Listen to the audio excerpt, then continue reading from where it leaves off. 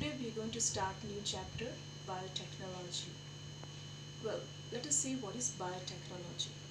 It is a technique in which we use the living microorganisms as well as animal or plant cells to produce some new product or processes for the welfare of the human beings. Now, this biotechnology is also called today as genetic engineering. And genetic engineering is also called rDNA technology. rDNA stands for recombinant rDNA. Now in exam, generally the tools used in the rDNA is asked. So what are the tools which are necessary for this genetic engineering? So we will study the first are enzymes are needed. Now enzymes are of two types. The first one is called lysine enzyme. This lysine enzyme, it is used to open the cell wall of the plant cell, and generally lysozyme is used in the bacteria cell wall to remove the bacteria cell wall.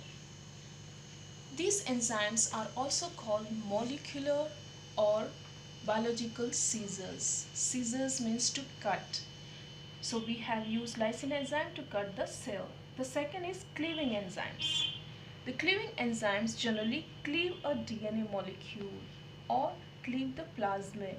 So they are also called nucleases. Let us see cleaving enzyme number 1. Exonucleases. Exo means outside. So it removes nucleotides from the 5' or 3' of the DNA molecule, that is at the corners. Endonucleases means inner side. So they will cleave DNA at any point within, not at the ends, so between the DNA molecule. The third type of enzymes are called restriction endonucleases. They are specific restriction endonuclease enzyme will cleave at a specific recognition sites only, and they will remove palindromic sequence only, and that also on the both the strands of the DNA. Now let us see, suppose this is the one strand of the DNA, this is the second strand of the DNA. They cut palindromic sequence. Palindromic sequence means you can see A, T, T is on one strand, and opposite to here A, T, T is, that is on another strand. So such type of sequences which are read from both the sides same are called palindromic sequences. For example, we say madam, so it can be read from both the sides. So remember, restriction endonucleases cut the nucleotides at a palindromic sequence. Now suppose this double A and T is cut off, and here also the another one palindromic sequence is cut off. So this particular left out part are called sticky ends. These sticky ends will join to the another DNA. So on these sticky ends, foreign DNA will bind and will be now called as recombinant DNA or rDNA. The fourth enzyme is DNA polymerase. This already we know. It helps in the synthesis of complementary DNA strands on the DNA template. And the last one is called ligase enzymes. Their main function is to join or seal the gaps between the DNA fragments. Now after the enzyme, the next tool is we need vector. What are these vectors? Vectors are generally cloning vehicles, or they are the one who carry the genes. So example of the vector is plasmid. Generally this plasmid vector is present in the bacteria cell. This is suppose a bacteria cell, and this is red color plasmid. So this is the nucleus of bacteria cell, but extra chromosome is present in bacteria cell which is called plasmid. This plasmid can be cut by the enzymes, and desired gene with the sticky ends is joined to the plasmid, and this plasmid will be called as rDNA, means or recombinant DNA. Let us see one example. Example of vector, the bacteria Agrobacterium tumefaciens. This is a pathogen which causes the disease in dicot plants. How? Because it introduces its tDNA. And when this tDNA enters into the cell, it will change the normal cell of the plant cell into tumor. You know what is tumor? A swelling.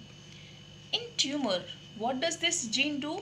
It will produce its chemical which is required by this particular germ or pathogen.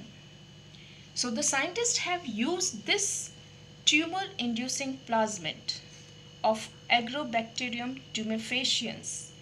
They have changed its harmful effect and made it into useful effect. That is, they have modified it.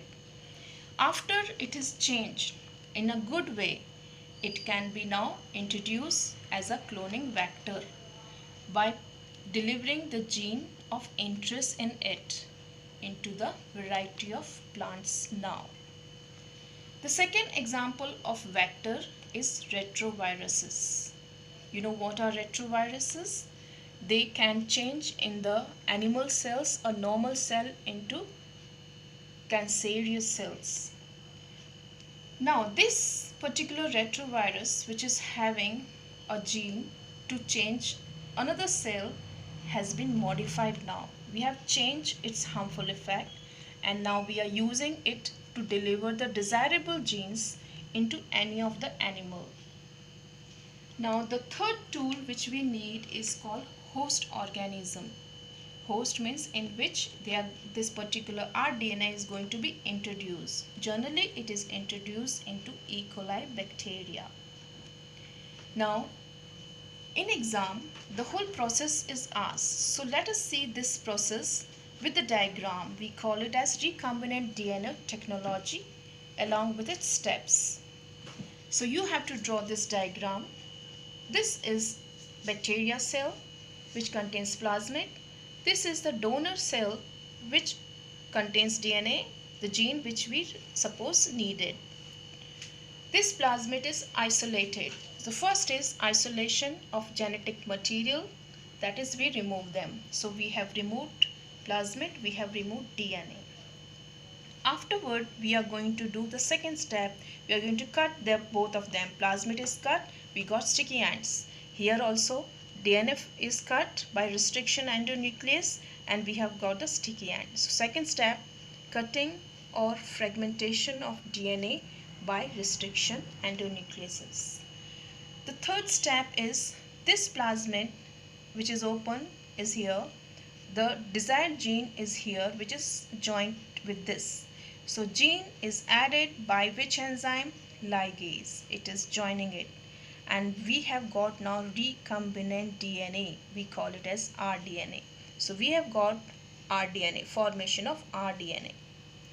After getting the rDNA, what you will do? You have to put this into an host cell. So here we are taking E. coli bacteria cell from which we have removed the plasmid. And we are adding in this CaCl2. By adding this, the cell wall of the bacteria cell will become porous or permeable and it can enter inside easily. So here E. coli with rDNA. Now this E. coli bacteria will multiply into large number of copies every 20 minutes. So we will get this number of the rDNAs. This particular technology is called obtaining the product of a foreign gene by culturing. This is called culturing, and by extraction. Now we will remove this particular rDNA and take out the extracted desired gene. Thank you.